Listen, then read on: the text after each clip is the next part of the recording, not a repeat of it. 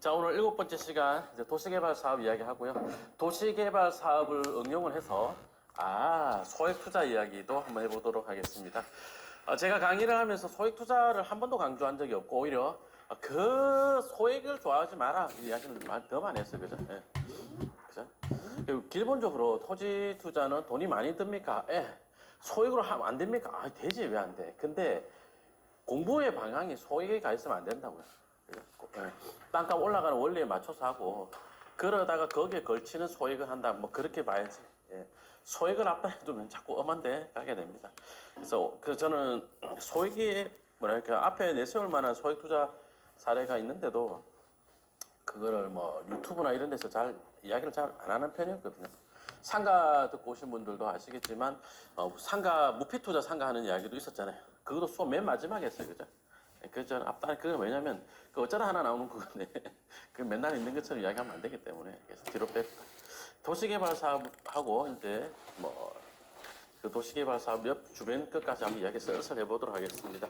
그래프 이렇게 그려놨는데 이게 일반적으로 이제 부동산 선생님들이 뭐에 대한 가격이냐, 재개발 재건축 같은 거, 도시개발 사업 같은 거, 진도가 나가면서 하나하나 나갈 때마다 가격이 계단식으로 올라간다 이렇게 이야기를 하곤 합니다. 동의하시나요? 난 좀 동의 안 해. 재개발 재건축이다. 진도 어찌 나갑니까? 구역 지정하고 추진이 하고 동의서 50% 신고하게 되면 추진이 하고 75% 받으면 조합 설립하고 그 다음에 관리 처분 인가하고 그다음 착공하고 단계별로 올라가는 거 맞아요? 나는 그 점에 대해서 조금 다르게 생각합니다. 왜냐하면 맞는데 최근에 보니까 맞는데 최근에 집값이 많이 올랐잖아요. 집값이 많이 올랐잖아요. 그죠?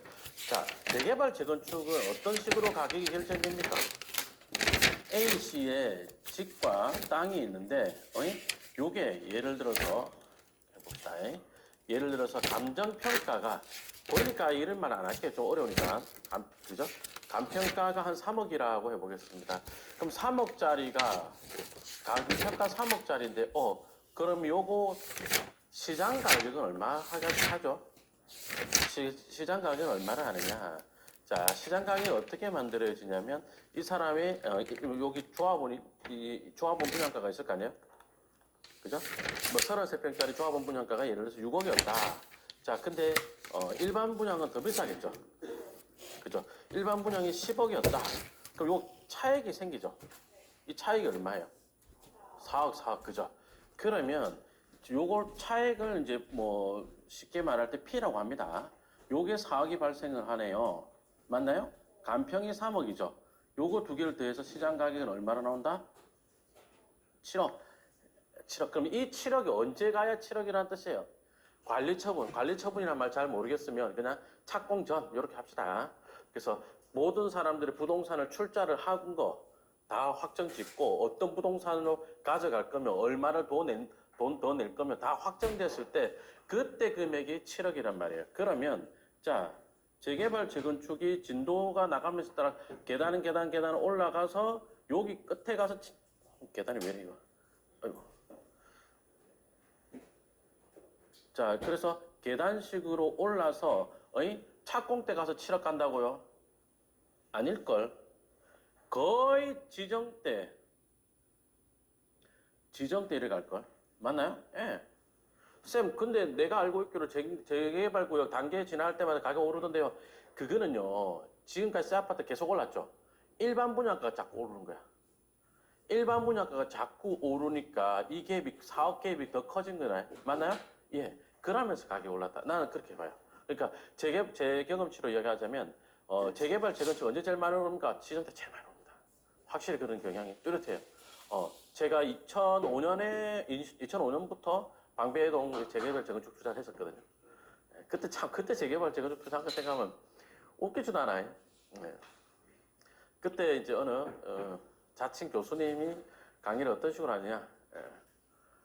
목동이 평당 3천이면 방배동은 평당 5천 간다 뭐 이러는 거예요. 그러니까 굉장히 단순하고 좋죠.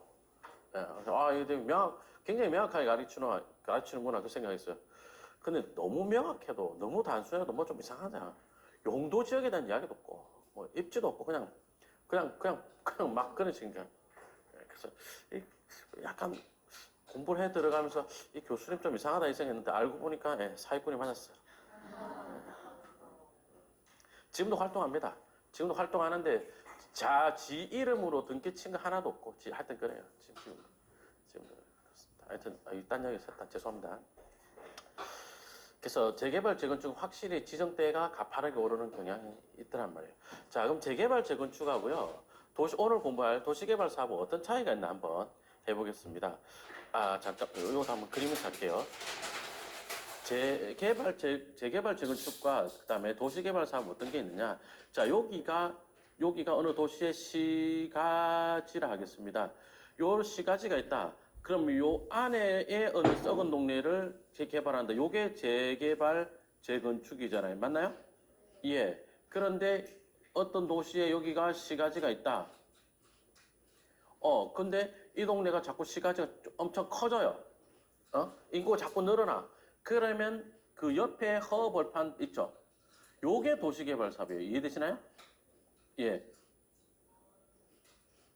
요게 도시개발 사업입니다. 그러니까 시가지 안에 낡은 동네가 아니고 시가지가 확장하면서 그 옆에 풀밭대기를 이제 시가지로 편입시킨다. 오케이. 그게 도시개발 사업 투자거든요. 자, 지도로 보면서 한 번 더 이야기해 보기로 하죠.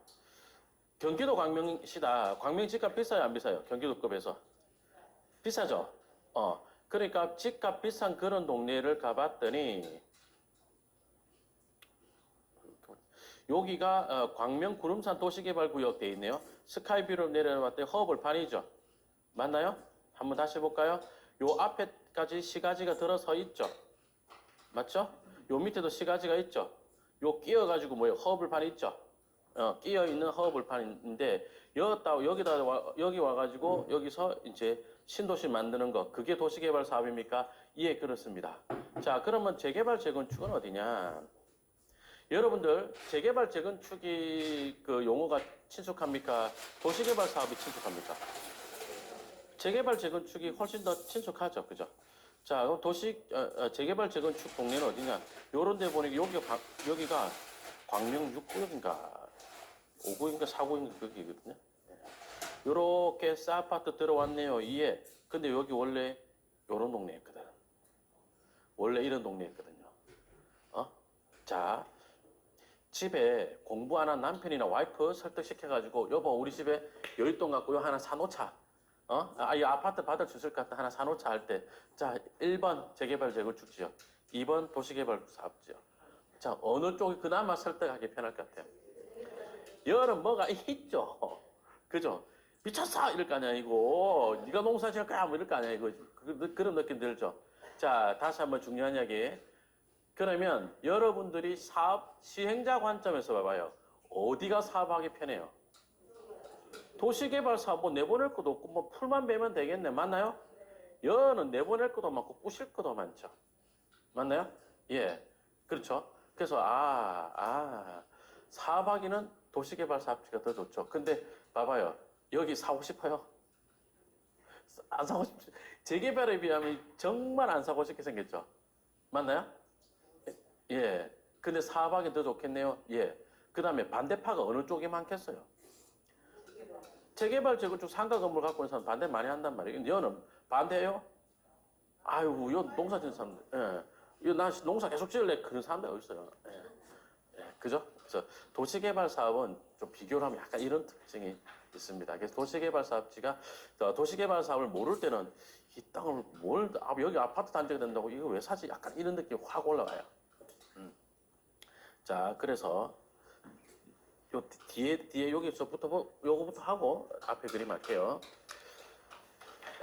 도시개발 사업 민간의 환지 방식의 도시개발 사업이다. 그럼 이런 것들은 이런 것들은 기본이 거의 대부분 토지 등 소유자들의 동의를 받아가지고 시작을 합니다. 67% 3분의 2 이상의 면적 기준으로 3분의 2 이상의 동의를 받아갖고 시작을 하는 거거든요. 근데 재개발 재건축은 동의를 받아서 지정하나요? 아니면 지정한 다음에 동의를 받나요? 예, 지자체에서 먼저 지정을 하는 게 일반적이죠. 그리고 나서 동의 받습니다. 이제 사실 재개발 재건축이 지정을 한 다음에 동의를 받는 식으로 가면서 거기서 반대파들을 자꾸 만나게 되니까 이제 오세훈 시장의 도시행정 스타일이 어찌 바뀌었냐? 그 동의해봐라. 그러면 공공재개발, 신속통합 이런 걸 해줘가지고 빨리 해주겠다. 조금 스탠스가 바뀐 건 있어요. 근데 기본적으로 일반적인 재개발, 재건축 지역이다. 예, 지정을 먼저 하고 그 다음이 동의서란 말이에요. 그 다음이. 예. 그러니 내가 언제 해달라 했느냐 이런 말이 나온다는 거예요. 거기다가 재개발, 재건축은 구도심 안에지만 얘는 시가지 옆에 풀밭이나 허벌판이죠. 도시개발 사업지는. 그 다음에 어쨌든 썩은 빌라나 아파트나 상가 건물이나 등등등으로 어쨌든 뭐라도 활용하는 게 그 부동산을 활용하는 게 있지만 도시개발 사업지는 대부분 농사 짓고 있는 데가 많단 말이에요. 그러니 딱 요까지만 놓고 봐도 도시개발 사업이 어떻습니까? 빽할 일이 별로 없게 생겼죠. 맞죠? 예. 거기다가 재개발, 재건축은 해제를 하려고 한다. 요 최근에 지정한 것 재개발, 재건축은 뭐 2년 내에 조합 설립을 하게끔 되어 있고 뭐 이런 게 돼 있는데 그 전 것들은 해제를 할 거면 해제는 또 해제대로 동의를 갖추게끔 하게 돼 있고 뭐 이런 게 있었고 제도 재개발, 재건축은 지정하면은 초반에 바짝 오르는 그런 특징이 있는데 도시개발 사업은 초반에는 재개발, 재건축에 비하면 그렇게 많이 오르는 편은 아니고 그리고 또 도시개발 사업은 실시계획인가를 받아라 3년 내에. 그러니까 초반에 돈이 많이 들어가죠. 거기다 허벌판이고 동의를 받고 시작했죠. 그죠? 그리고 사업하기도 풀밭이니까 밀고 사업해버리면 되니까 간단하죠. 맞나요?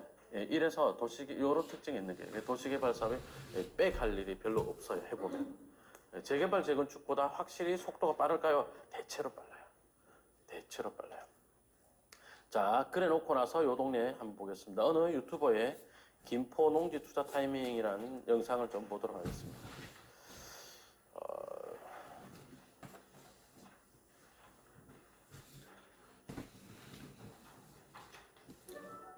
전에요.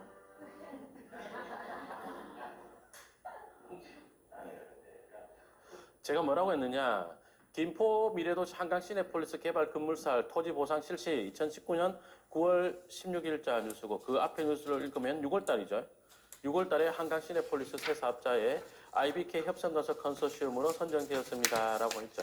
그러니 여기 2019년도에 한강 시내폴리스 개발 사업이 진척이 되니 그러니 요 주변의 농지 가격이 올라가겠네요라고 했어요. 한강 시내폴리스 안에 땅이 좋습니다라고 한 게 아니고 그 인근의 농지들이 괜찮겠네요라고 이야기를 했던 겁니다. 스카이뷰 보면서 한번 이야기해 볼게요. 여기 지금 한강 시내폴리스 돼 있죠. 표시하자면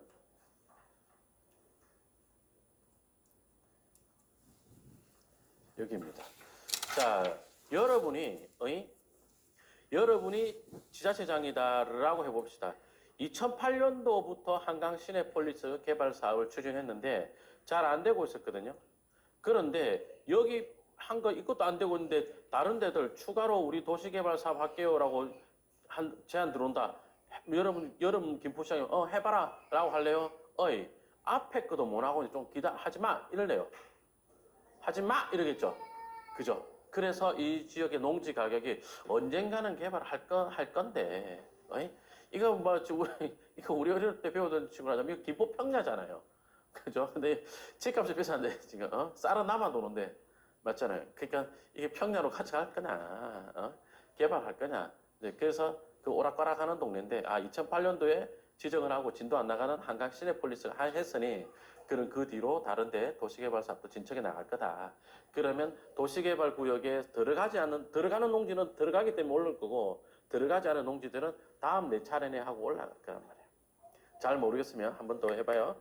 자, 엄청 낡은 도시가 있는데 요 동네를 재개발, 재건축 구역 지정하면 이게 많이 오르죠. 그럼 옆에는 안 올라요? 이거 오르면 이거만큼 안 오르고 비슷하게 좀 비슷하게는 아니지만 얘도 옆에 오르죠. 다음 내 재개발하겠네 이런 식으로 오르고 맞나요? 예, 그런 게 있잖아요. 그래서 요거가 되니까 이 일대 농지들이 괜찮겠네 하는 것이 기본적인 그 당시의 영상이었습니다. 사실 제가 이 지역을 2011년도에 답사를 간 적이 있었는데 잠깐만요. 네, 맞네요. 요 기열이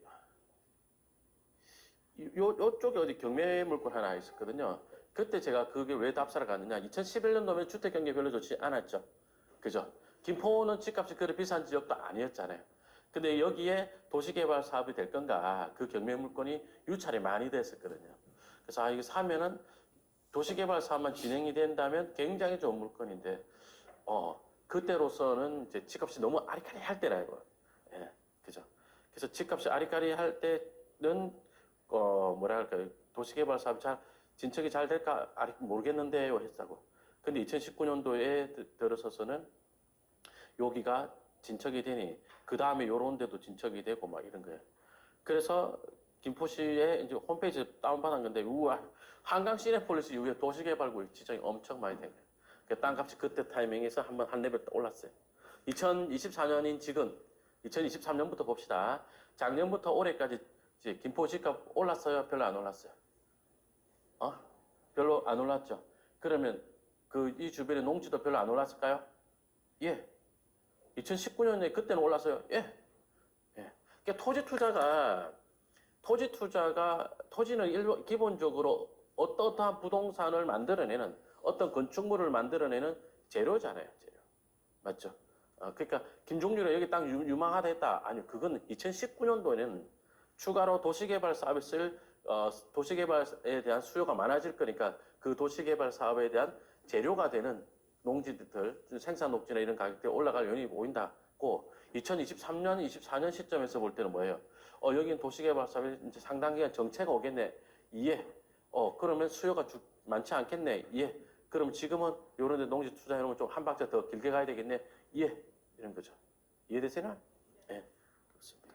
이게 이제 기본적인 도시개발 사업의 어떤 감이란 말이에요. 그죠? 예. 한번 딴 이야기 한번 해볼까요?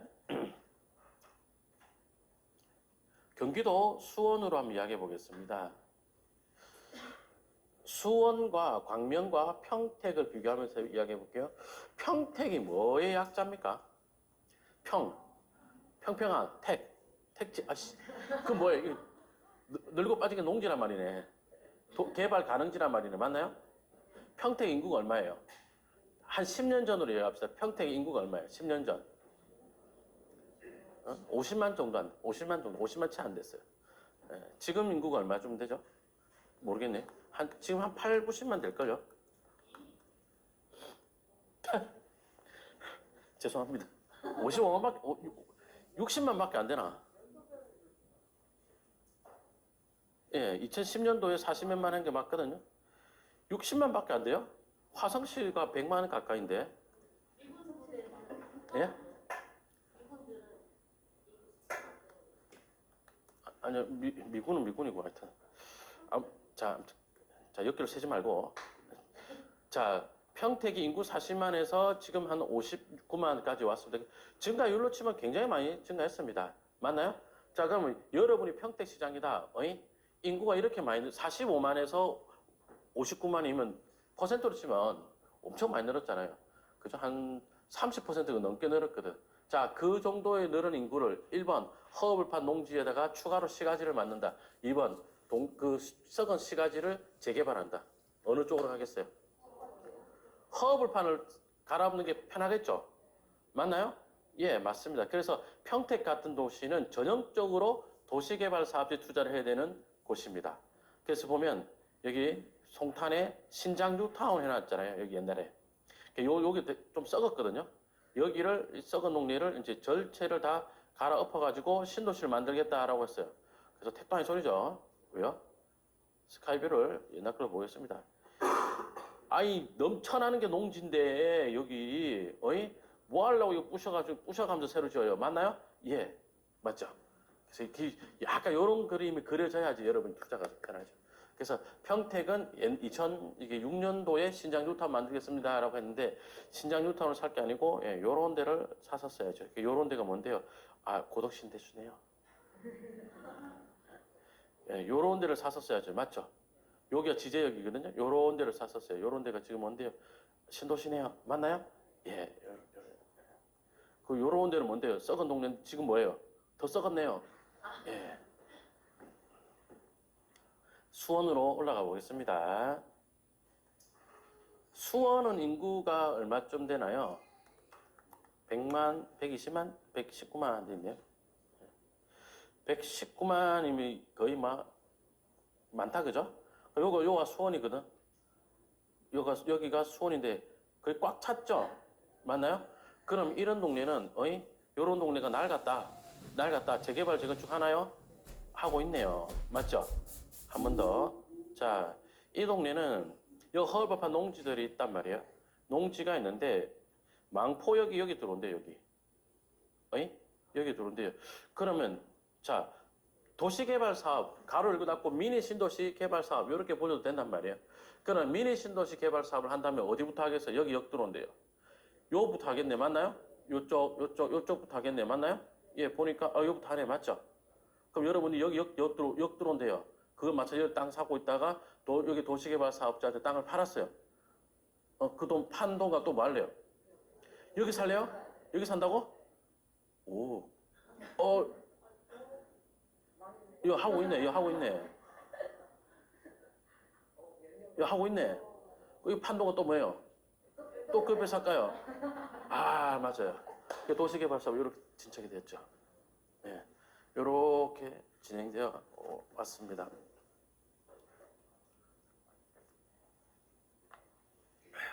수원처럼 인구가 많고 이미 시가지가 많고 비시가지가 조금밖에 없는 이런 데 있잖아요. 개발 가능지면서 비시가지가 작다. 이런 동네에 도시개발 사업을 노리고 이런 데 살까요? 예, 그것도 맞고. 이런 동네는 재개발 재건축 살까요? 예, 그것도 맞고. 근데 평택같이 개발 가능지가 엄청 많고 이런 동네는 그런 동네는 이제 재개발 재건축 투자한다. 그러면 뭐 한 300살 예, 기록 세워야 됩니다. 예. 참고로 이제 여러분들이 그 부동산 뉴스를 보는 안목이 같이 올라가주면 되게 좋거든요. 신분당선에 들어온다고 해가지고 주변에 땅 산다. 여기 들어오면은 도시개발 사업이 될 거니까 땅 산다. 포인트는 맞단 말이에요. 그죠? 자, 근데 신분당선이 아니죠. 분당선이죠. 분당선 남부 연장인데 이 분당선 남부 연장이 어떤 철도죠? 재정 방식이에요? 민간 방식이에요? 민간 사업 시행자가 하는 거예요? 공공이 재정으로 하는 거예요? 재정 방식이에요? 네, 맞아요. 재정이면 국가 재정이에요? 지자체 재정이에요? 이거. 요 정도는 알아야 투자가 된다고. 이 정도는 알아야. 예를 들어서 뭐 어디에 KTX 깐다 이런 것들은 수소에서 SRT 가는 거 이런 거 있잖아요. 그거는 평택시 예산으로 하라면 할 수 있겠어요? 안 되겠죠. 예, 그거는 국가 재정이란 말이에요. 서해안 복선전철 개통 현재 한 달 좀 남았거든요. 그거 평택시 뭐 화성시 예산으로 해라 할 수 있겠어요? 안 된다고. 그거는 이제 일반 철도라고 하는데 일반 철도라고 하면 이제 좀 뭔가 좀 사업이 느릴 것 같잖아요. 그게 국가 재정을 하는 게. 걔네들은 속도가 좀 빨라요. 착착착 진도가 잘 나가요. 이거는 요 구간은 성남시 예산, 요 구간은 용인시 예산, 용인 안 지나가나? 요 구간은 수원시 예산, 속도 겁나게 느려요. 겁나게 느려요. 고거에 철도가 느리니까 그거에 맞춰서 땅 사서 옮겨갈까요? 그거는 예, 그렇게 하면 되겠죠. 그렇죠? 지금은 철도가 이제 지자체 예산으로 하는 것들은 거의 있나? 별로 많지는 않고요. 예. 자꾸 이제 민자가 많아져요. 왜냐하면 지금 정부 재정이 안 좋거든요.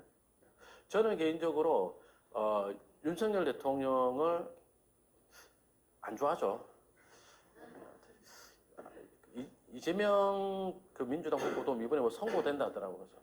그래서 11월 달에 같이 감옥 가면 안 되나 이런 생각 좀 갖고 있는데. 예. 그래서 이제 근데 마음으로 그래도 정부 재정을 확대하지 않은 거 그건 좀 잘한 것 같아요. 근데 이제 요게 정치 이야기하는 거 아닙니다. 오해하지 마시고 정부가 이제 부채가 많은 상태인데 더 많아지면 이거 다음 세대한테 부담이 되기 때문에 그렇게 하지 않겠다 하면서 이제 또 약간 뭐 그러고 있는 중인데 어쨌든 그 자체는 저는 좋게 봐요. 왜냐하면 좋게 봅니다. 근데 그거 말고요.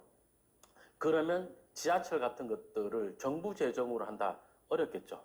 옛날엔 지하철 1km 하는데 1,000억 정도 들었는데 지금 공사비 올라가지고 1,400억 정도 든다고요. 근데 정부 재정이 지금 안 좋고 정부 스탠스가 뭐예요? 재정 지출을 줄이겠다는 점이잖아요. 그럼 이 전부 다 이제 이런 사회기반 시설이 이제 민간이 제한하는 쪽으로 가는 거예요. 이렇게 말할게요. 민간 사업자.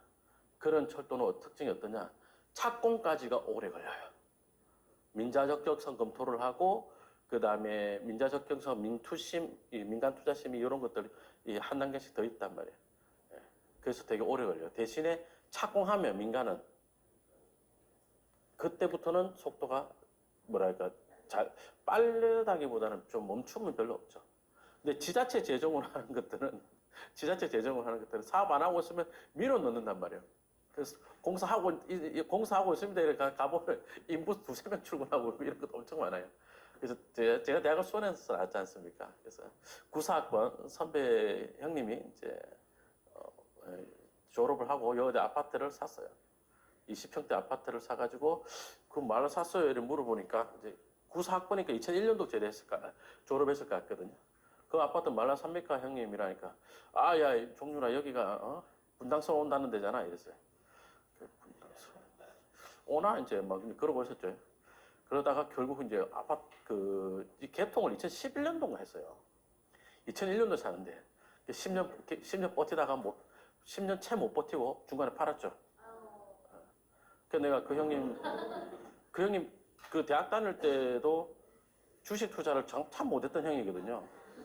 그 형이 못한 거는 부동산만 못한 게 아니지 않느냐. 그래서 위로를 좀 해줬죠. 형은 주식도 못하는데 뭘 부동산으로 잘하겠냐고. 회사나 열심히 다니시라고 그랬습니다. 예. 여러분들도 뭐 슬픈 일 있을 때 저한테 연락 주시면 상처에 소금을 제가 잘 뿌려드려요. 그래서 죄송합니다. 예. 도시개발사 조금 이해되세요? 용어나 뭐 이런 것들은 나중에 공부하면 되잖아요. 그죠? 요런 개념이라고, 요런 개념. 자, 그 다음에, 도시개발 사업의 기본적인 개념을 설명드려 보겠습니다. 관심은요, 집값 비싼 데 가야 될까요? 예, 당연하죠. 가격이 높은 데로 갈까요? 예. 그 다음에, 녹지지역 관리적 이런 비시가지 쪽으로 사는 겁니까? 예. 대상지 자체가 이런 데죠. 그죠? 그래서 인구가 늘어나는 이런 도시를 가야 됩니까? 예, 그렇습니다. 인구가 늘어나면서 기존의 시가지에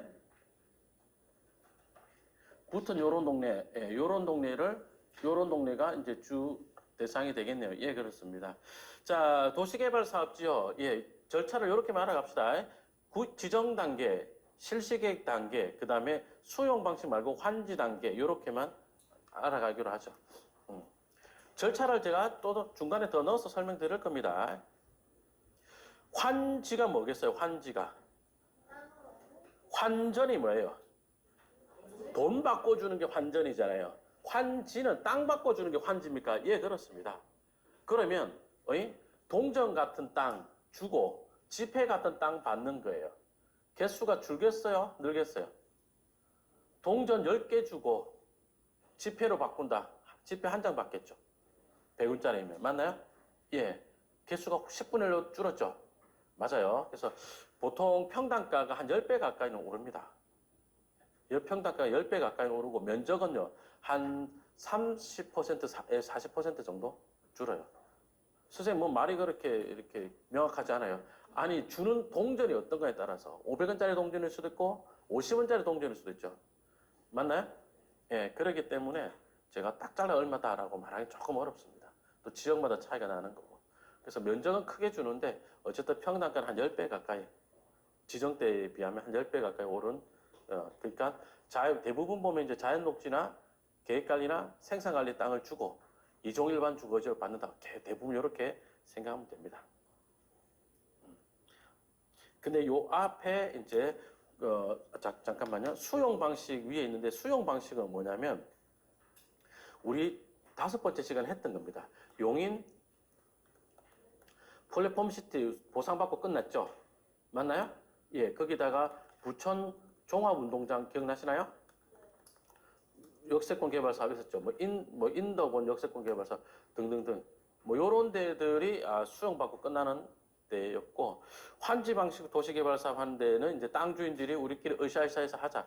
환지 하는 데는 우리가 모르는 데가 되게 많아요. 왜냐하면 조그맣게 하는 데들 되게 많거든요. 자, 뒷장 넘기면서 이야기하겠습니다. 아까 말씀드렸습니다. 이 절차 다시 하나 넣어서 다시 할 거라고요. 사업 주체에 따른 분류를 보자면 공공이 주체냐 민간이 주체냐가 일단 하나 나눠지는데 공공이면 누구겠어요? 국가 지방자치단체여야 되는데 공공이 주체다. 거의 대부분 땡땡 공사가 많아요. 땡땡 공사가 수용하는 게 되게 많죠. LH도 하는 경우 있고, 뭐 경기도시공사 또는 뭐 평택도시개발공사 뭐 이런 데 하는 경우도 많아요. 이런 경우는 땡땡 공사가 한다. 이런 경우는 주로 수용 방식이겠네. 예, 그런 거고. 민간이 한다라고 하면 이제 여기가 이제 토지 소유자의 조합이죠, 조합. 그죠? 조합에 동그라미 치면서 갈게요. 조합. 조합에서 별도 법인을 만듭니까? 예. 별도 법인을 만들었다가 이제 해산하는 방식으로 가죠. 예. 그래서 민간이 주체다. 이때 수용이 아니고 다 환지 방식으로 갑니다. 거의 다가. 근데 이제 민간이 하는데 민간이 매입을 해가지고 다시 볼게요. 아까 토지 면적 기준의 3분의 2 이상의 동의를 얻어라 이랬잖아요. 맞죠? 그러니까 민간 도시개발 사업자가 도시개발구역 지정하기 전에 땅을 자꾸 사는 거야. 미리. 그래가지고 자기 혼자서 그 동의율 면적 충족시켜도 됩니까? 예. 그렇게 가는 경우도 있어요. 그래서 보면은 수원에 이런 데 보니까 도시개발 사업이라고 하고 환지라 했는데 아파트밖에 없죠. 이런 데들도 있단 말이에요. 그 다음에 지정자 또는 요청자는 인구 50만 이상의 대도시장이다. 그럼 얘가 직접 할 수 있고요. 인구 50만이 안 된다. 아까 평택이 옛날을 보니까 인구 50만이 안 됐잖아요. 그럴 때는 경기도지사한테 신청을 해가지고 도지사가 지정하는 거예요. 뭐 별 중요한 건 아닙니다. 그래서 경기도 이천시가 부발력 북단을 도시개발사업 하겠다고 하는 데가 있단 말이에요. 거기를 이제 도시개발사업 하겠다고 신청하면 경기도에서 승인해줘야 되는 겁니다. 규모는 안 중요합니다. 주거지역, 상업지역, 녹지지역이다. 10,000제곱미터 이상이어야 되고 공업지역은 3만 이상, 비도시는 30만, 초등학교 있다면 20만 돼 있지만 예, 밑에 보니까 뭐라 그래요? 예외 규정을 두고 있죠. 그래서 예외 규정이 있기 때문에 이건 안 중요합니다. 그래서 어쨌든 이렇게 기본적인 이론이니까 한번 읽고만 가는 걸로. 자, 그 다음에 지정과 수립 시 투자 포인트를 보자면 도시개발구역은요, 지정과 동시에 개발계획을 수립해야 되는 거예요. 그러니까 보통 구역 지정한다 이렇게 지정을 하잖아요. 맞나요? 그러더라도 요 안에만 요 구역만 테두리만 하는 게 아니라 대강의 도시계획 선을 그어라 이 말이에요. 그래갖고 요 할만하네. 그래 요렇게 한다면 우리 동네에 필요하겠네. 그게 통과가 돼야지 지정이 되는 거예요. 보세요. 앞에 풀밭 주인들한테 동의를 받아갖고 왔죠. 면적 기준의 3분의 1이라고 그랬습니다. 동의를 받아와가지고 요렇게 도시 만들어 볼게요. 이거 자기들이 지도에 자대고 긋는 게 아닐 거 아니에요. 그죠? 도시계 기술사 같은 사람들이 한단 말이에요. 요래 가지고 지정을 하는 거예요. 앞단에 돈이 들죠 이미. 예. 거기다가 2번 지정하고 나서 3년 내에 뭐를 받아라고요? 실시계획인가 받아라. 그러니까 요거를 더 구체적으로 더 구체적 선까지 꺼라. 이게 실시계획이잖아요. 요까지 해라 그럽니다. 그러니 비용이 얼마나 많이 나가겠어요. 그죠? 그래서 도시개발 사업이 이런 구조를 갖고 있더라. 자, 그 다음 뒷장 보겠습니다. 도시개발 사업의 분류에서 환지 방식이 있고 수용 방식, 혼용 방식이 있는데 환지 방식은 토지 소유자 면적 기준 3분의 2 이상의 동의를 얻어가지고 기존에 아까 기존에 땅을 내어주고 이때 어떤 땅? 아까 대부분 자연 녹지 지역, 대부분이라고 했습니다. 꼭은 아니고 자연 녹지 지역, 그 다음에 계획관리, 생산관리, 허업을 농지 이런 것들, 지목으로 치면 이런 것들 내어주고 일정 비율이 줄어든 새 땅 어떤 땅?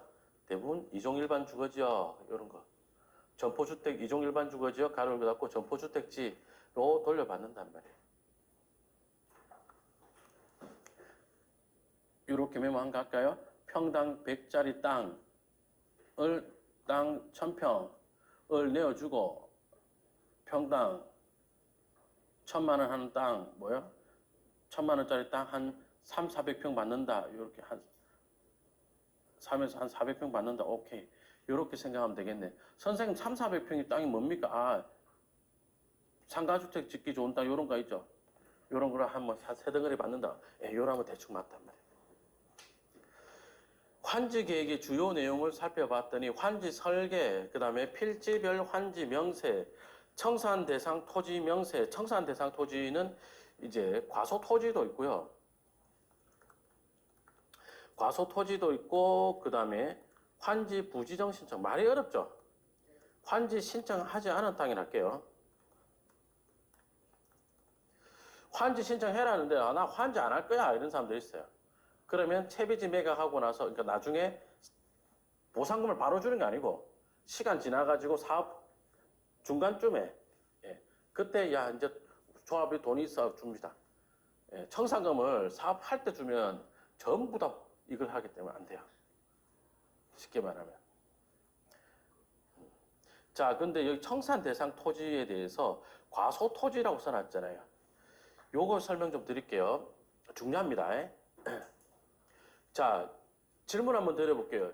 여러분들, 제 동전을 지폐로 좀 바꿔줬어요. 제 동전 100원짜리 4개입니다. 지폐를 좀 바꿔줘요. 여러분 저한테 뭐라 그래요? 꺼져 이 자식아 이럴 거 아니야. 맞죠? 환지가 뭐예요? 동전 같은 땅, 지폐 같은 땅으로 바꾸는 거잖아요. 동전 같은 땅을 지폐 같은 땅으로 바꾸는 게 환지라 그랬잖아요. 맞죠? 과소 토지다. 그러니까 뭐랄까요? 평당 1,000만 원짜리 땅 한 덩어리가 80평쯤 되는데, 근데 갖고 있는 땅 자체가 가치가 뭐 한 평가를 했을 때 한 2, 3천만 원밖에 안 된다 이러면 니는 미안한데 못 주겠다. 그러면서 청산을 갖고 가라 하든지 아니면 그만한 작은 땅 합해서 하나 만들어 주든지 요래 되는 거예요. 그래서 과소 토지가 안 좋습니까? 안 좋아요. 자, 근데 한 번 더 주의해야 될 거. 여러분들이 토지 공부를 더 하다 보면 과소 토지에 대해서 이렇게 정의하는 선생님들이 아마 나올 거예요. 60평 이하의 토지는 도시개발 사업의 청산이다. 요래 말한다고. 맞아요? 그럼 한 줄어들기를 40% 정도로 줄어드니까 60평이 40%면 24평. 아, 과소 토지 맞네. 그래서 청산 맞나요? 다시 얘기해 볼까요? 자, 동전 같은 땅, 동전 제가 60개를 갖고 있어요. 이 지표를 좀 바꿔줘야 됐더니 바꿔줄 거 없어 이랬어요. 금화야. 금화는 좀 그런가? 500원짜리야.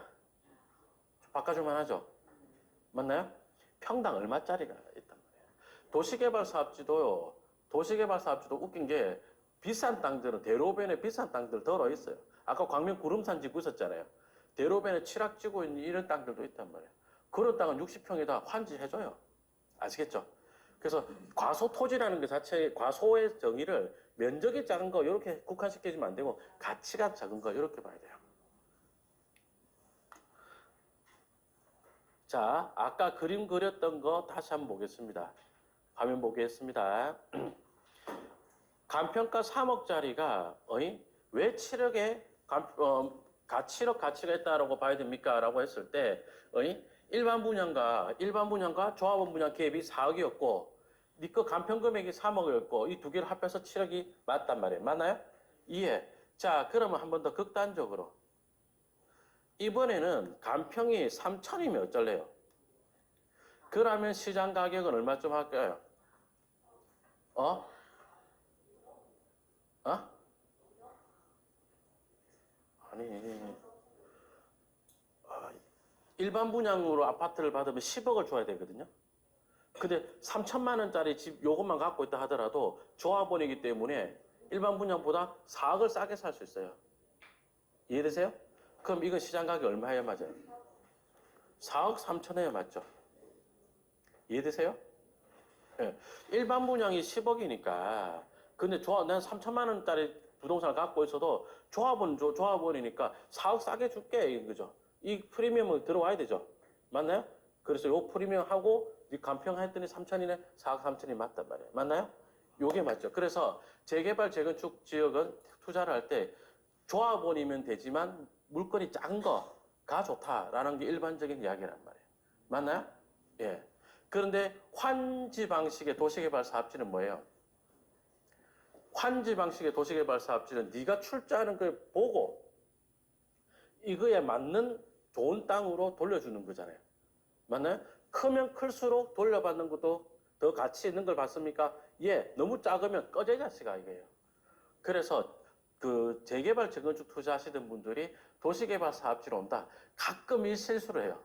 근데 이게 뭐가 문제냐면 중개인들이 이 실수를 한다니까. 재개발 재건축 거래를 많이 해봤을 거 아니에요. 근데 도시개발 사업지 별로 안 해봤거든. 그러면 아무 땅이나 들고 와가지고 이것도 조합원이면 되는 거 아니냐 뭐 이런단 말이에요. 그러면 그거 청산되거나 아니면 환지를 받아도 개똥 같은 걸 받거나 이래야 된단 말이에요. 예, 요런 차이가 있습니다. 그래서 도시개발 사업지가 보면 그래서 좀 비싼 땅들이 돈이 되는 게 맞나요? 예, 그래요. 그 다음에 채비지, 보류지 돼 있는데 보류지는 이제 뭘로 쓸 건지 토지 이용을 밀어난 게 보류지고 채비지 돼 있는데 제가 한자로 써놨죠. 채비지의 채자가 무슨 채자인지 아세요? 응? 채비지의 무슨 채자인지 몰라요? 선생님 교재가 왜 그래요?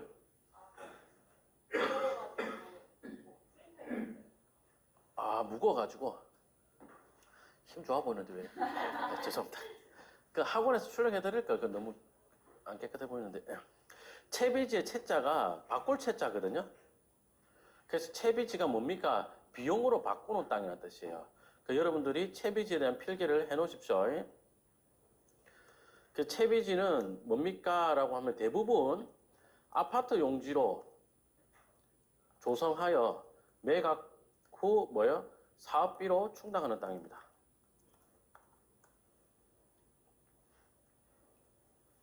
그래서 도시개발 사업지는요, 채비지 매각이 잘 돼야지 사업이 진행될 수가 있습니다.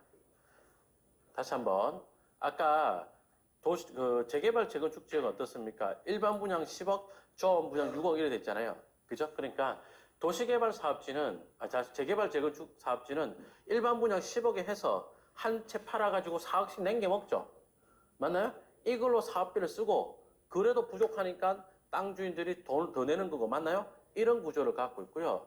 환지 방식의 도시개발 사업은 채비지를 매각해서 사업비로 쓰고 맞나요? 그리고 줄어든 땅을 돌려주는 거예요. 이해되시나요? 자, 그럼 채비지 매각이 왜 중요한 의미를 갖느냐? 네이버에서 기사 검색을 한번 해보겠습니다. 평택에 화양지구라고 있거든요. 여기 환지 인가를 받았단 말이에요. 예. 제가 옛날에 2018년도 있었는데 화양지구 겨우 환지 인가를 받았습니다라고 했는데 이거 보니까 2018년 8월 달에 환지 인가 받았습니다 했는데 뭐라고 해놨어요? 환지 계획 몇 년 만에? 11년 만에. 아니 환지 계획 세우는데 뭔 11년씩 걸릴 일이 있어요?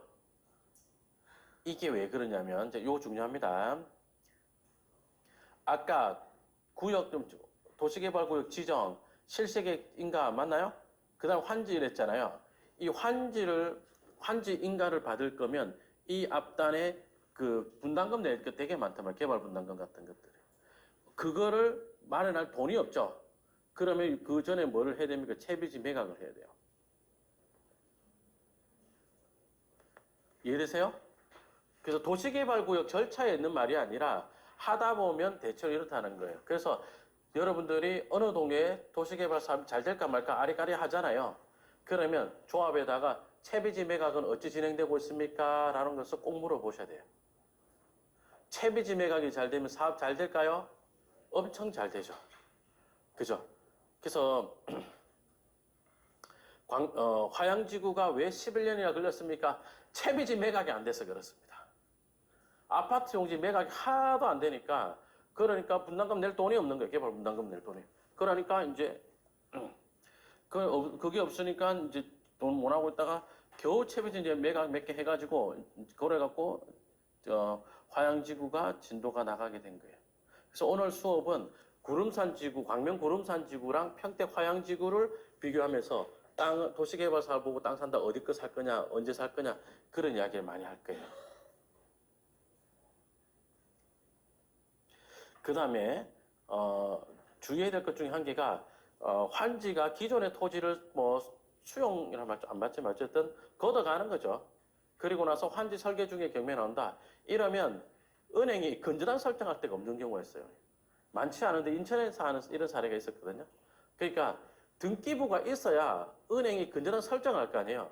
근데 우리 아파트 분양받아 들어가면 어찌 됩니까? 분양받아 들어가면 등기 언제 나요? 한 1년 있다 납니까? 한 1년 있다가 그래서 집단 등기가 나는 거죠. 환지도 마찬가지야. 집단 환지를 하거든. 한 1년 걸려요. 그 중간에 등기가 없을 때가 있어. 권리로만 이제 남아있는 거죠. 그 낙찰득 받잖아요. 은행이, 야, 등기부 갖고 와요. 등기부 없는 거예요. 건전한 설정이 어려운 경우가 있을 수 있습니다. 그래서 대출이 어려울 수가 있어요. 그 관계를 경매하시는 분들 좀 주의해서 짚어보고 해야 될 수도 있고요. 그 다음에 지금 어떤 땅입니까? 중요합니까? 환지받을 땅이 중요합니까? 환지받을 땅이 중요하죠. 그래서 그걸 보고 평가를 할 수 있어야 됩니다. 그래서 재개발은 일반 분양, 환지방식 도시개발구역은 채비지가 중요한 겁니다. 그 다음에 환지 유형 설명드리자면 개별 환지가 있고 집단 환지가 있거든요. 개별 환지는 단독주택지, 점포주택지, 그 다음에 근생용지 등으로 이제 땅을 돌려주는 거죠.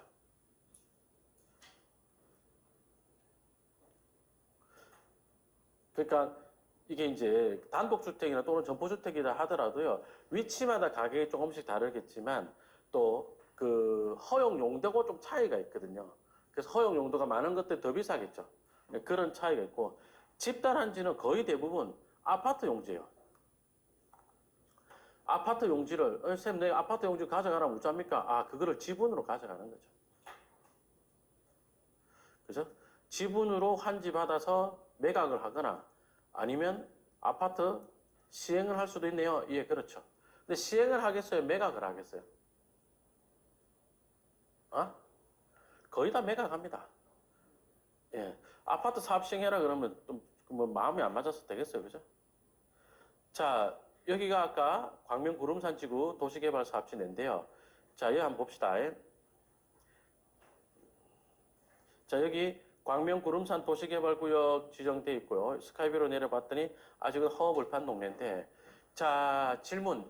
이 동네에 점포주택지가 평당가 비싸게 팔리겠어요? 아파트 지을 땅이 비싸게 팔리겠어요? 잘 모르겠으면 여기가 단독주택이 기회요? 아파트가 기회요? 광명이 아파트가 비싸요? 단독주택이 비싸요? 아파트 맞나요? 예, 한 번 더 질문 드릴게요. 자, 여러분 환지를 받을 건데 여러분 갖고 있던 부동산 가치에 비례해서 점포주택지 하나를 준대요. 이게 좋아요? 아파트 큰 거에 지분으로 들어가는 이게 좋아요? 의도랑 다르네. 다시 해볼게요. 아파트 용지를 지분으로 받으면 내 재산을 내 마음대로 못 쓸 것 같지 않나요? 그죠? 저 박시영감 전에 저 사람 싫어하는데 그 사람하고 같이 땅 지분을 갖고 있어. 그 뭔가 마음에 안 맞을 것 같고 이렇죠. 해보면 선호도가, 자, 집단 한지 쪽이 선호도가 높을까요? 개별 한지가 선호도가 높을까요? 개별 한지가 선호도가 훨씬 높아요. 자, 다시 한번 여기서 끝내면 안 돼요? 시장에서는 어떤 부동산에 대한 어떤 용지에 대한 선호도가 높겠어요? 집단 한지된 아파트 용지일까요? 아니면 단독주택 점포주택 용지, 단독주택 용지일까요? 시장에서는 아파트 용지예요. 집단 한지가 더 좋은 거예요. 근데 잘 안 하려 그래. 정리할게요. 광명 구름산 지구처럼 가로 열고 닫고 아파트 비싼 동네에는 뭐가 좋다? 아파트를 지을 수 있는 집단 한지가 좋다? 예, 그렇습니다. 근데 사람들은 그거를 자꾸 안 하려고 그래요. 왜요? 뭔가 큰 땅에 내가 지분으로 들어가니까 내 마음대로 재산권 행사를 못 할 것 같잖아요. 맞죠? 그래서 광명 구름산 지구를 가지고 스터디를 해봤어요. 지정할 때 여기 땅들이 여기 일반 주거지역이 한 500만 원쯤 했단 말이에요. 이런 데. 한 500만 원쯤 했어요. 근데 걔가 이제 그 아파트 용지로 환지를 받으니까 일종 일반 주거지역이 평당 500짜리가 예를 들어서 한 100평짜리가 있었다. 5억짜리네요. 100평을 갖고 있었다. 집단 환지로 가니까 한 80%좀 넘게 환지를 받더라고요. 80%좀 받는다 치고. 근데 그 땅이 기사 한번 검색해 볼게요.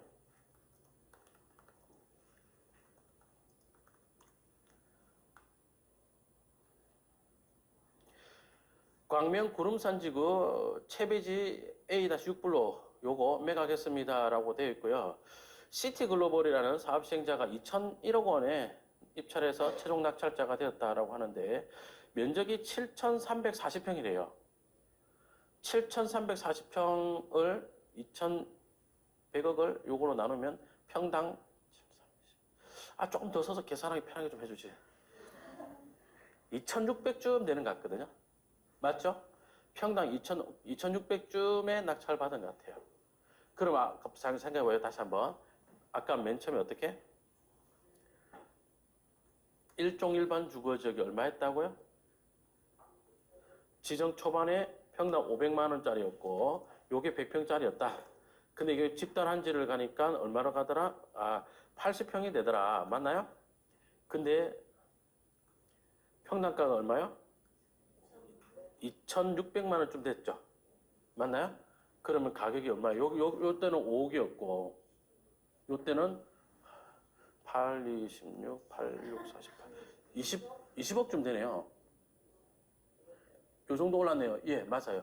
그런데 이거 단독주택지로 왔더니 평당가가 1,500도 안 하는 거예요. 전포주택지로 오니까 그 많이 줄어들어요. 그래서 해보니까 집단 한지로 가는 게 더 좋더라고요. 스터디를 해보니까 이제 구름산지구 어찌될까 채비지 매각이 얼마에 될까 이게 되게 궁금했거든요. 해보니까 이래 되더라고. 그래서 제가 알고 있기로 요 땅이죠. 요거 아파트 용지. 이거가 제가 기억하기로 그 집단 환지로 줬던 땅으로 알고 있어요. 그래서 집단 환지 받는 게 더 나았을까요? 예, 지금 와서 보니까 더 낫더라고. 예. 그리고 집단 환지면 뭐예요? 집단 환지로 가서 내가 지분으로 들어간다. 그럼 또 뭘 할 수 있어요?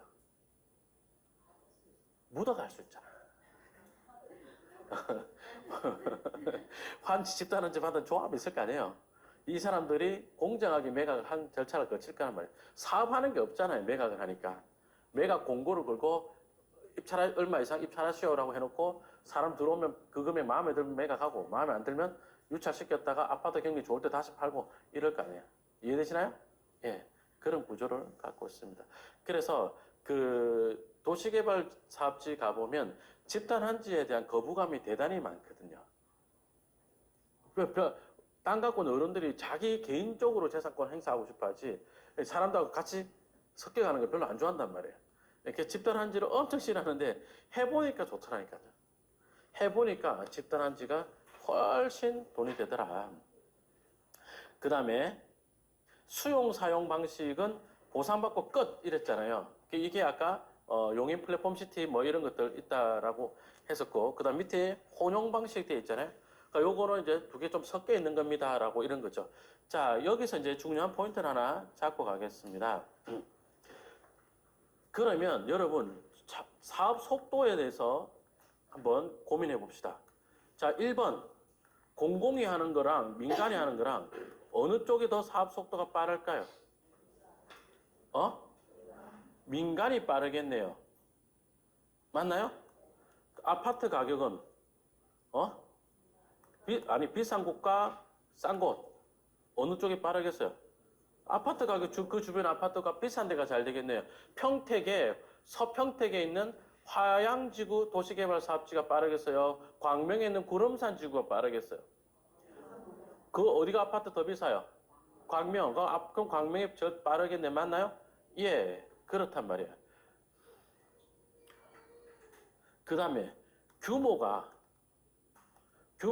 큰 곳과 작은 곳 어디가 빠르겠어요? 작아야 빠르지. 작아야 빨빨할 거 아니에요. 환지게 이걸 짜도. 그래서 저는 공공이 빠르고 아파트 값이 비싼 곳이 빠르고 그 다음에 사이즈가 작은 게 빠르단 말이에요. 아니야.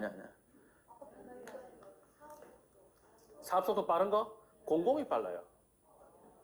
공공이 빨라. 공공. 다시 할게요. 공공이 아까 전부 다 수용이라 그랬어요. 대부분 수용이라 그랬어요. 대부분 수용이라 그랬어요. 그럼 공공이 하는데 환지가 하는 것도 있어요. 예, 있단 말이에요. 다시 볼게요.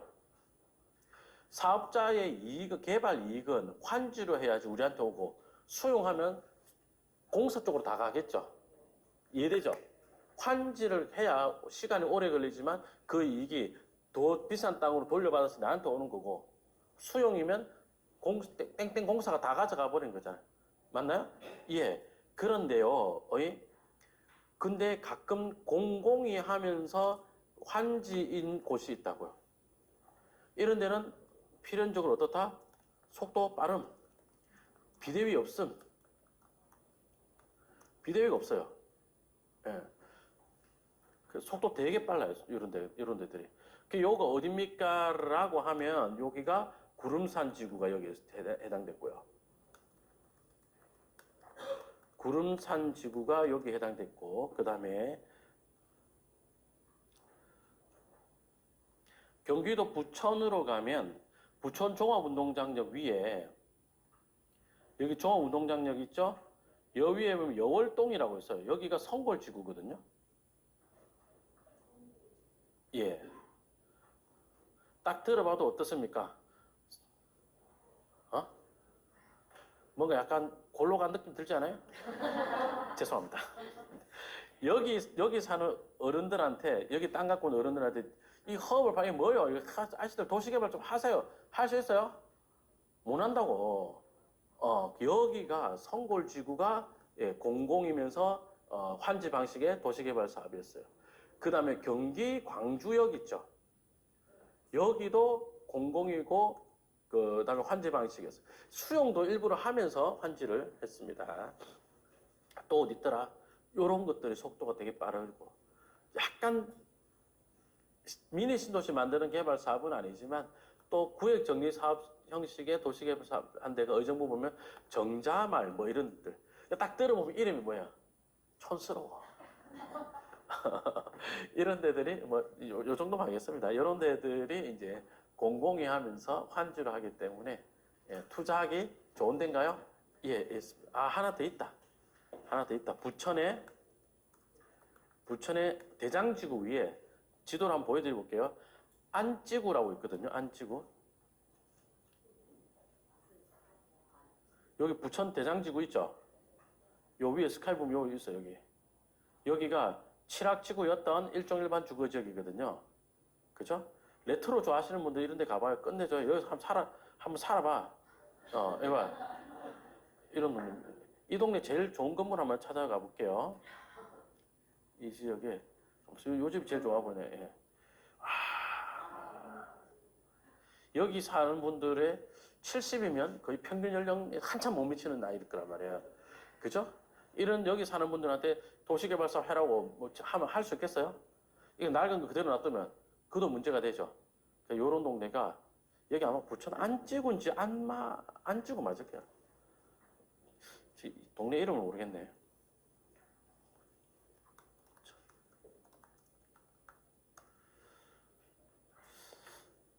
안찌구 아니고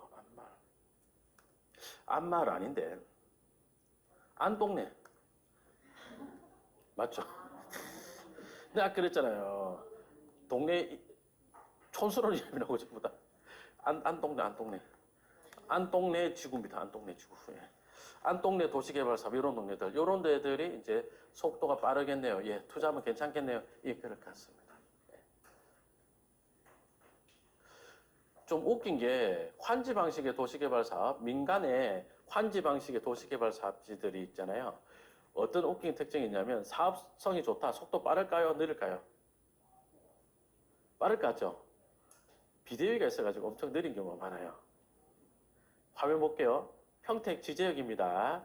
삼성전자가 들어온다 그러고 지제역에는 그때 당시로 용어로 KTX가 들어온다 그랬어요. 자, 그러면 스카이브 옛날 거 쫙 돌려봅시다. 그러면 선생님, 우와, 여가 삼성전자인데 이쪽이 삼성전자인데 지제역도 가깝고 삼성전자도 가깝고 우와, 여기가 사업성이 좋으니까 제일 좋겠네요. 볼게요. 스카이뷰를 봤더니 딴 데는 하고 있는데 얘는 안 하고 있어. 이거 늦게 사업 떴죠. 맞죠? 여기 비대위가 엄청 싸우는 거예요. 비대위랑 조합이랑. 그래서 제가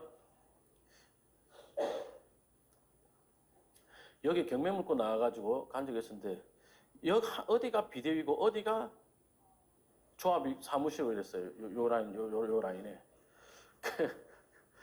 갔더니 비대위 설명 듣고 조합 설명 듣고 이러니까 이 누구 말이 맞는 거야. 뭐 난 잘 모르겠더라고. 예. 근데 저는 조합 편이었거든요. 예, 빨리 하자 이런 쪽이었는데 사업성이 좋으면 그 개발이 이게 자기 발 담그고 싶어하는 비대위들 잘 생깁니다. 그래서 좀 그런 비대위 때문에 좀 걸림돌 되는 경우도 있다. 여기까지 하겠습니다. 자, 여기까지 하고 한 10분 쉬었다가요. 환지 예정지 증명만 보는 법 하겠습니다. 10분 쉬었다 하겠습니다.